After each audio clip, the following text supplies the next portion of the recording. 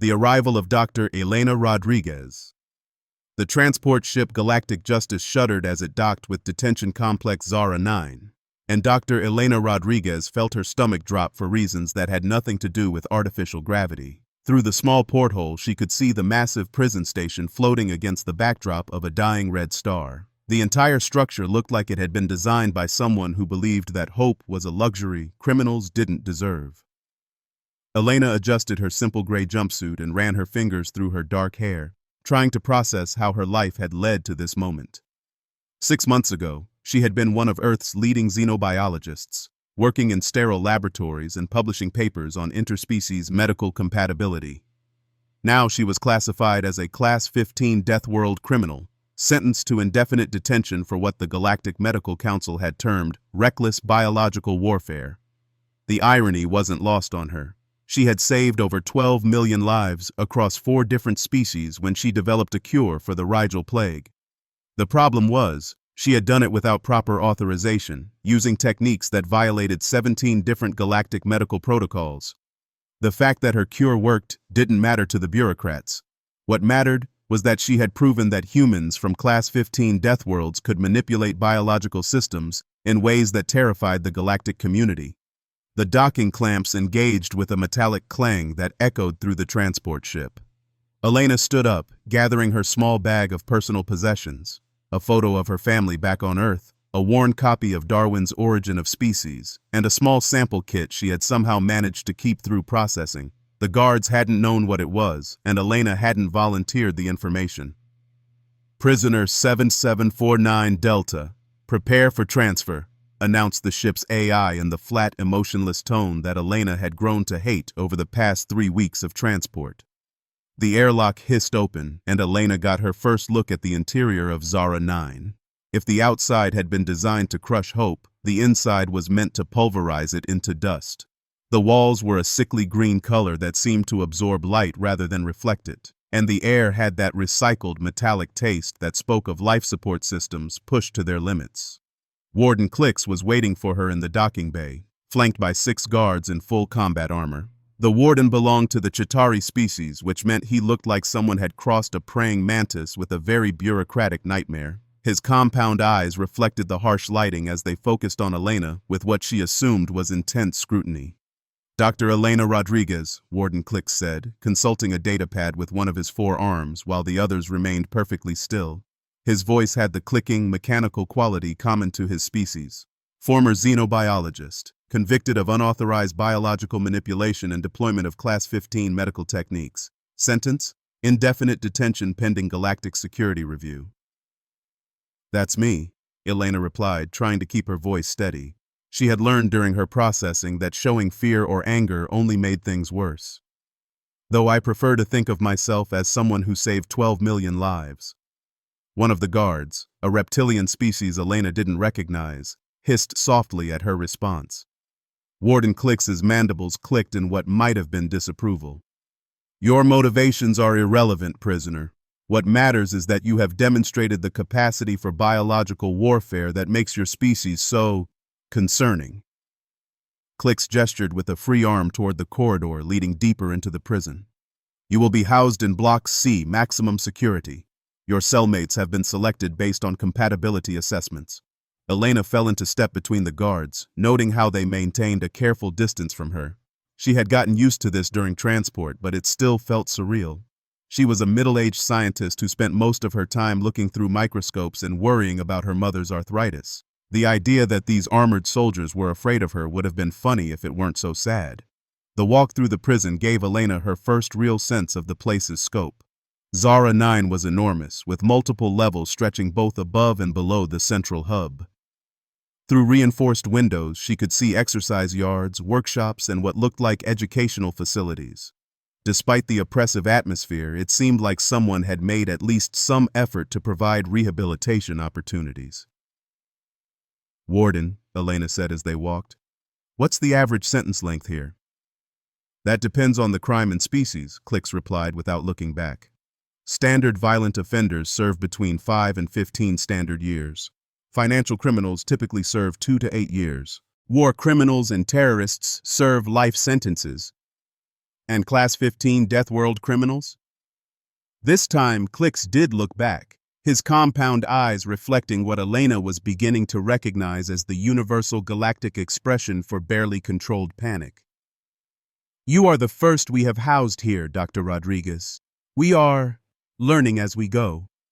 They reached Block C, and Elena got her first look at what would be her home for the foreseeable future. The cell block was designed around a central common area, with individual cells arranged in tiers around the perimeter.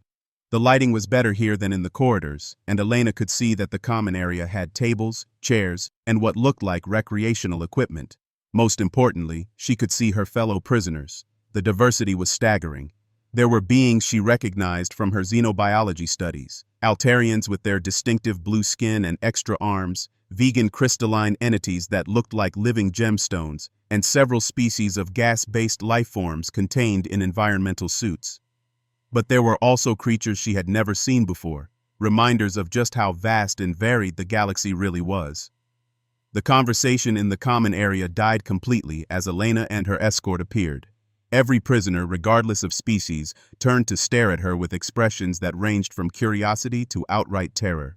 Elena tried to smile reassuringly, but this seemed to make things worse. One of the Altarians actually backed away so quickly that he knocked over a chair. Cell 47, Warden Clix announced, stopping in front of a reinforced door. Your living quarters. Meal times are at 0800, 1200, and 1900 station time. Recreation periods are from 1000 to 1100 and 1400 to 1600. Lights out at 2200. The cell door slid open with a pneumatic hiss, revealing a space that was larger than Elena had expected but still unmistakably a prison cell. 3 bunks, 3 small desks, and basic sanitation facilities. 2 of the bunks were already occupied by her new cellmates. The first was Vex, a member of the crystalline vegan species. Her body was composed of what looked like living diamond, refracting the cell's light into beautiful rainbow patterns across the walls. Despite her ethereal beauty, Elena knew from her studies that vegans were incredibly strong and virtually indestructible. Vex was currently sitting perfectly still on her bunk, which Elena recognized as a sign of extreme stress in her species. The second cellmate was even more unusual. Noth was a gaseous being, his consciousness contained within a sophisticated environmental suit that allowed him to maintain cohesion and interact with solid matter. His suit was sleek and well-maintained, suggesting he came from wealth or high social status before his incarceration. Ladies and gas-based gentlemen, Elena said, setting her bag down on the empty bunk. I'm Elena Rodriguez. I'm looking forward to getting to know you both. The silence that followed was so complete that Elena could hear the hum of the ventilation system. Vex's crystalline form began to vibrate slightly, creating a soft ringing sound that Elena recognized as the vegan equivalent of nervous laughter. You're the Death World human, Vex said, her voice sounding like wind chimes in a gentle breeze. The biological warfare specialist. I'm a xenobiologist, Elena corrected gently, and I've never engaged in biological warfare. I develop cures for diseases. Noth's environmental suit oriented toward her, the sensors that served as his eyes glowing a cautious yellow. The reports say you can manipulate organic systems at the cellular level, that you can create plagues as easily as cures. Elena sat down on her bunk, trying to appear as non-threatening as possible. I can understand why that would be frightening, but I want you both to know that I have no intention of harming anyone here. I'm a doctor, not a warrior. Doctors from Death Worlds are warriors, Vex said, her form still vibrating with anxiety. Your planet produces medical knowledge through constant biological warfare with hostile organisms. You treat your own bodies as laboratories. Elena paused, considering this perspective. Earth was classified as a Class 15 Death World, which meant it was considered one of the most dangerous planets in the known galaxy. The classification was based on several factors: the incredible diversity and aggressiveness of Earth's biological systems, the constant evolutionary pressure that drove rapid genetic change, and humanity's apparent ability to not just survive but thrive in an environment that would kill most galactic species within hours. I suppose that's one way to look at it, Elena admitted. Earth is challenging, but it's also taught us things about biology and medicine that other species might not have learned. That's how I was able to develop the cure for the Rigel plague so quickly. You saved the Centauri colonies, Noth said, his suit sensors shifting to a warmer orange color. My cousin lives on Centauri Prime. She would have died without your cure. Then why are you afraid of me? Elena asked gently. Because, Vex said, her crystalline form beginning to stabilize, if you can save 12 million lives in 3 weeks, what could you do if you wanted to take them away? Elena considered this question seriously. She had never thought of her abilities in terms of their destructive potential, but she could see why others might. Her knowledge of biological systems, combined with Earth's reputation for producing survivors, created a combination that terrified the galactic community. I suppose I could do terrible things, Elena said finally, but I won't. Not because I can't, but because I choose not to. That's what makes someone trustworthy, not the inability to cause harm, but the decision not to. Over the next few hours, as station time moved toward the evening meal period, Elena began to settle into the rhythm of prison life. She unpacked her few belongings, arranged her small desk, and tried to learn more about her cellmates without pushing too hard. Vex, she learned, had been a professional assassin before her capture. Her crystalline form made her nearly invulnerable to conventional weapons, and her species' natural ability to refract light meant she could become effectively invisible when she chose. She had been captured after a job went wrong, but she refused to discuss the details. Noth had been a financial crimes specialist, using his gaseous nature to infiltrate secure systems and steal information. His people were naturally telepathic when in close proximity to others of their kind, but the environmental suit limited his abilities. He seemed more willing to talk than Vex, perhaps because his crimes were less violent in nature. When the evening meal period arrived, Elena's introduction to the general prison population was even more dramatic than her arrival in the cell block. The cafeteria fell silent as she entered, hundreds of beings from dozens of species all turning to stare at the human who had become legend before she even arrived. Elena picked up a tray and moved through the food line, trying to identify what was being served. The prison seemed to provide options compatible with different species' dietary requirements, which was more consideration than she had expected. She selected what looked like a protein-based soup and some kind of grain product. Finding a table was more challenging. Every group she approached suddenly found reasons to be elsewhere, until finally she spotted an empty table in a corner and made her way over to it. She had just sat down when Vex and Noth appeared, settling at the table with their own meals. You don't have to sit with me, Elena said, touched by their gesture. I know this is probably making you uncomfortable. Perhaps, Vex admitted, her form catching the light from the overhead fixtures. But if we're going to be cellmates, we might as well learn to coexist. Noth's environmental suit made soft humming sounds as he processed his meal through the suit's systems. Besides, watching everyone else be afraid of you is quite entertaining. Elena looked around the cafeteria and realized he was right. Guards were maintaining extra distance from their table, other prisoners were giving them a wide berth, and she could see several beings making what looked like protective gestures from various galactic cultures. Is it really that bad, she asked, being from a Class 15 death world? Dr. Rodriguez, Vex said gently, most of us come from worlds where the greatest biological threat is something like seasonal allergies. Your planet regularly produces new diseases just as a normal part of its ecological function. Your immune systems have to fight off infections that would kill most galactic species before they could even recognize the threat. And somehow you've learned to harness that biological chaos and turn it into medical miracles. Elena nodded slowly, beginning to understand the scope of the cultural gap she was dealing with. So when I tell you I'm just a doctor who wants to help people, we hear someone who can reshape biological reality at will, claiming they only want to use that power for good, Noth finished. It's like a living fusion reactor saying it just wants to provide warmth. But, Vex added, her form brightening slightly, you did save those colonies, and you've been nothing but polite and considerate since you arrived. Perhaps the stories about Deathworld inhabitants are somewhat exaggerated. Elena smiled, and for the first time since her arrival, it felt genuine. Well, I hope we can all learn something from each other during our time here. She didn't realize it yet, but this simple statement would prove to be prophetic in ways that would transform not just Zara 9, but the entire galactic approach to criminal justice. Dr. Elena Rodriguez, the terrifying Deathworld monster, was about to begin the most important medical practice of her career, healing not bodies, but an entire society's understanding of what it meant to be human, breaking barriers and building trust. 3 weeks into her sentence, Dr. Elena Rodriguez had established what the prison guards were calling anomalous behavioral patterns. What Elena called it was trying to stay sane in an insane situation. Every morning at 600, she began her day with 30 minutes of what the other prisoners had started calling the ritual. Elena simply called it yoga and meditation. She would move through gentle stretches and breathing exercises on the small floor space of her cell, her movements fluid and controlled.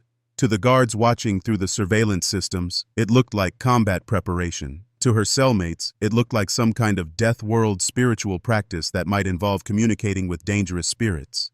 "She's doing it again," whispered guard trainee Yix to his supervisor, Guard Captain Zorn. They were watching the morning feeds from Cell 47 where Elena was moving through a particularly graceful sun salutation sequence. Captain Zorn, a reptilian saurian with decades of military experience, studied the human's movements with professional interest. "Note the precision," he said to his trainee.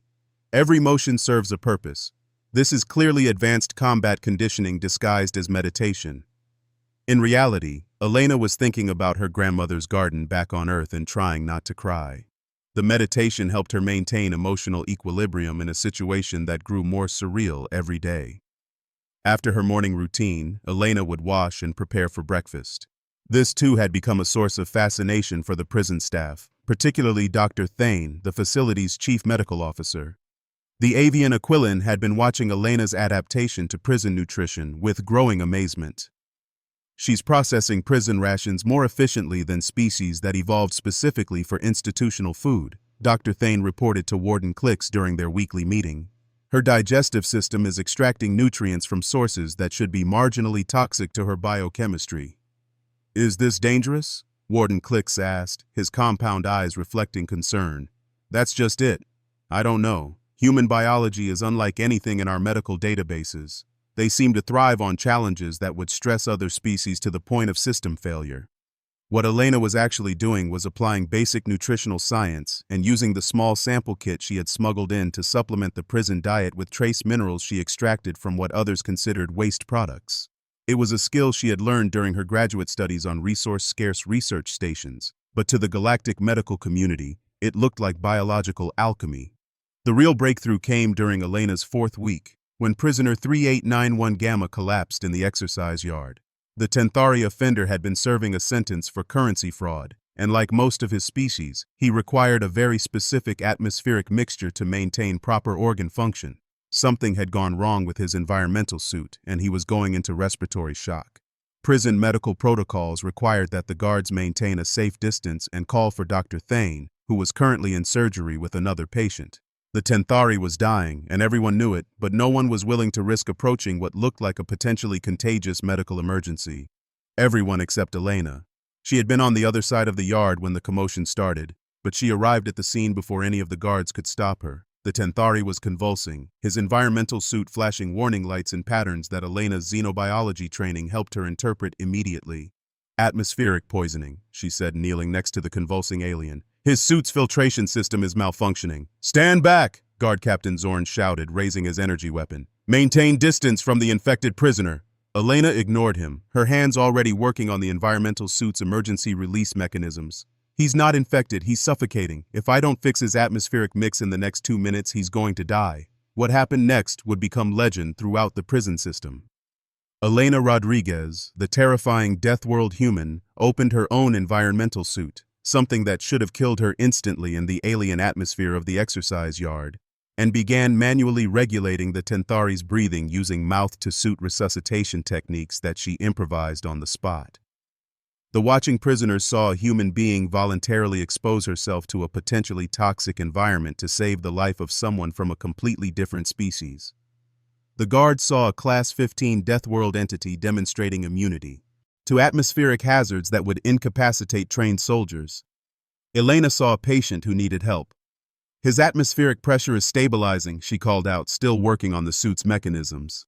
"But I need Dr. Thane here now. There's damage to his respiratory organs that I can't fix with field medicine." Dr. Thane arrived 6 minutes later to find Elena maintaining the Tenthari's life support with equipment she had jury-rigged from suit components and exercise equipment. The human was still partially exposed to the alien atmosphere, her skin showing signs of chemical burns from the incompatible air mixture, but she was conscious and alert. "How is this possible?" Dr. Thane asked as he took over patient care. "The atmospheric composition here should have killed you in seconds." Elena accepted a new environmental suit from one of the medical technicians, her hands shaking slightly from the biological stress she had just endured. "Humans are pretty adaptable. We evolved in an environment where the atmospheric composition changed frequently due to volcanic activity and weather patterns. A few minutes in an incompatible atmosphere isn't pleasant, but it's not immediately fatal." "A few minutes?" Dr. Thane stared at her. "You were exposed for nearly 15 minutes. Was I?" Elena looked surprised. "I wasn't really keeping track. Is the patient going to be okay?" The Tenthari survived, made a full recovery, and became the first in what would soon be a long line of prisoners who owed their lives to the human doctor. But more importantly, word of Elena's actions spread throughout the prison with the speed that only gossip can achieve. Within days, Elena found herself being approached by prisoners with various medical complaints. A crystalline vegan with stress fractures in her structure, a gaseous nebular suffering from containment pressure issues, an Altarian with what appeared to be the galactic equivalent of depression. "I don't understand," Elena said to Vex one evening as they shared their meal in the cafeteria. "I'm not officially a doctor here. Dr. Thane is a qualified physician with decades of experience. Why are they coming to me?" Vex's crystalline form reflected the ambient lighting as she considered the question. "Perhaps because you're the only medical professional they've ever met who was willing to risk her own life to save someone she didn't even know." "Any decent doctor would have done the same thing," Elena protested. "Would they?" Noth interjected, his environmental suit sensors glowing thoughtfully. "Most medical professionals in the galaxy follow strict safety protocols. They don't expose themselves to unknown atmospheric hazards to treat patients from different species." "Dr. Thane is a good doctor," Elena said firmly. "He cares about his patients." "Yes, but he cares about them safely, from behind proper protective equipment and established procedures," Vex explained.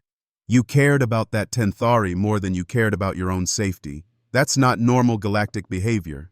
Elena was beginning to understand that her approach to medicine was as alien to the galactic community as their fear of her was to human thinking. On Earth, the concept of heroic medicine, taking risks to save lives, was not just accepted, but celebrated. In a galaxy where most species had evolved in relatively stable environments, the idea of deliberately exposing oneself to danger for the benefit of others was almost incomprehensible. The informal medical practice Elena had started grew rapidly. She set up consultation hours in a corner of the recreation area, using her xenobiology knowledge to help prisoners from dozens of different species. When she encountered problems beyond her expertise, she consulted with Dr. Thane, who initially observed her work with suspicion but gradually became a collaborator. "Your approach is completely unorthodox," Dr. Thane admitted one afternoon as they discussed the treatment plan for an aquatic Cetian suffering from what appeared to be the galactic equivalent of arthritis. "But your success rate is remarkable." "It's not that unusual," Elena said, reviewing the patient's charts on a borrowed datapad. "I'm just applying basic principles of comparative biology. Most medical conditions have similar root causes across species, even if the symptoms present differently." "Basic principles?" Dr. Thane's feathers ruffled in what Elena had learned was his species' expression of amazement. "You diagnosed a rare genetic condition in a species you'd never encountered before by comparing enzyme patterns to Earth bacteria. That's not basic anything." Elena looked up from the datapad, genuinely confused. "But the metabolic pathways are almost identical. Once you account for the different atmospheric requirements and cellular structure, the underlying biochemistry is remarkably similar." "Dr. Rodriguez," Dr. Thane said gently, "what you just described would require cross-species analysis capabilities that most galactic medical schools don't teach until the advanced graduate level. You did it intuitively."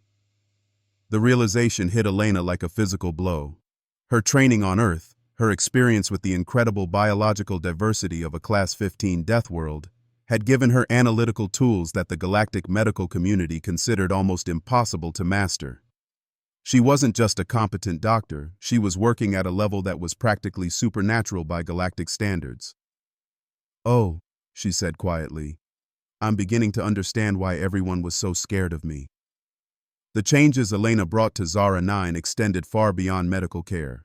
Her approach to problem solving, Her willingness to take personal risks for the benefit of others, and her inability to see other beings as fundamentally different from herself began to influence the entire prison community. Prisoners who had been isolated by species barriers began cooperating on work projects. The recreation areas became more integrated as Elena's example showed that interspecies friendship was not only possible but beneficial. Even the guards began to relax their hyper-vigilant stance, though they continued to file daily reports on the anomalous social dynamics developing in Elena's wake. The most significant change came when Elena approached Warden Clix with a proposal that would have been unthinkable in any other galactic prison facility. "I'd like to start a medical training program," Elena said during her monthly review meeting. "There are prisoners here with natural aptitudes for healthcare who could be trained to assist Dr. Thane and help with basic medical needs." Warden Clix's compound eyes focused on her with what she had learned to recognize as intense concentration. "You want to train criminals in medical techniques. I want to train people who happen to be incarcerated in skills that could help them reintegrate into society," Elena corrected. "Medical knowledge is valuable in any community." "And if they use those skills for harmful purposes?" Elena considered this question seriously. It was the heart of the philosophical difference between human and galactic approaches to rehabilitation. "Warden, anyone with sufficient knowledge can use medical skills to cause harm. What prevents that isn't ignorance, it's ethics and social support. If we teach them to heal and give them a community that values their contributions, why would they choose to hurt people?" "Because they are criminals," Warden Clix replied, but Elena could hear uncertainty in his voice. "No," Elena said firmly. "They are people who made criminal choices. That's not the same thing. People can change their choices if they're given better options." 3 months after Elena's arrival, Zara 9 had become the most peaceful prison facility in the galactic system. Medical incidents were down by 60%, violence between prisoners had virtually ceased, and requests for early parole review had increased dramatically, not because prisoners were trying to escape, but because they were actively working toward rehabilitation. Elena's medical training program had 15 students from 8 different species, all learning basic healthcare skills under the joint supervision of Elena and Dr. Thane. The program had a waiting list 3 times longer than the available positions, but the most remarkable change was in the guards themselves. Captain Zorn had begun attending Elena's informal lectures on interspecies psychology. Guard trainee Yix, initially terrified of the human prisoner, now sought her advice on everything from career planning to relationship problems. "I don't understand what's happening here," Warden Clix confided to Elena during one of their weekly meetings. "According to every piece of galactic research on prison management, this facility should be experiencing increased violence and social disruption. Instead, we have the lowest incident rates in our sector." Elena looked out the window of the warden's office at the recreation yard below, where a mixed group of prisoners was working together on a garden project that one of her medical students had proposed as therapy for depression. "Maybe," she suggested gently, "the research was based on the wrong assumptions about what prisoners need." "What do you think they need?" Elena thought about her early days at Zara 9, when everyone was terrified of her based on preconceptions and classifications that had nothing to do with who she actually was. She thought about Vex, learning to trust again after a lifetime of isolation. She thought about Noth, discovering that his analytical skills could be used to help rather than exploit. She thought about Dr. Thane, realizing that medicine was more effective when practitioners took calculated risks for their patients. "The same thing everyone needs," she said finally. "To be seen as who they are rather than what they've done, to have opportunities to contribute something positive, to be part of a community that values their potential rather than just containing their past." Warden Clix was quiet for a long moment, his compound eyes reflecting the light from the viewport. "The galactic authorities are going to want explanations for these changes." "Are the changes bad?" Elena asked. "No, they're remarkable. That's what's going to worry them." Elena nodded, understanding the implications. The galactic community had sent her to Zara 9 because they were afraid of what humans could do. What they were discovering was something that might be even more frightening to the established order, what humans could inspire others to become. But as she watched the mixed species garden project below, Elena couldn't bring herself to worry about the Galactic Authority's concerns. She was too busy planning the next phase of her rehabilitation program and wondering if she could convince Warden Clix to let her start teaching basic conflict resolution skills. After all, she reasoned, if a Class 15 Death World human could transform the galaxy's most secure prison into a model of rehabilitation, what might be possible with a little more time and the right kind of institutional support? The question would prove to be more prophetic than Elena could possibly imagine. The Revolution of Compassion. 6 months after Elena Rodriguez's arrival at detention complex Zara 9, the Galactic Prison Authority finally sent an inspection team to investigate what their reports were calling unprecedented behavioral anomalies and statistical impossibilities. Director Vash, a stern Altarian bureaucrat with the kind of personality that made accounting software seem warm and fuzzy, arrived with a full team of sociologists, psychologists, and security analysts. They expected to find evidence of sophisticated human psychological manipulation, possibly involving pheromone warfare or advanced mental conditioning techniques. What they found instead was a prison that had transformed itself into something the galaxy had never seen before. Elena learned about the inspection from Warden Clix during their weekly meeting, but she had already noticed the signs. Extra guards at checkpoints, surveillance drones in areas that had never needed them before, and a general sense of nervousness among the staff that hadn't existed since her first weeks at the facility. "They're here to evaluate what we've built," Warden Clix explained, his compound eyes reflecting the kind of anxiety Elena had learned to recognize in career prison administrators. The transformation of Zara 9 has caught the attention of the highest levels of galactic government. Comments for Part 2.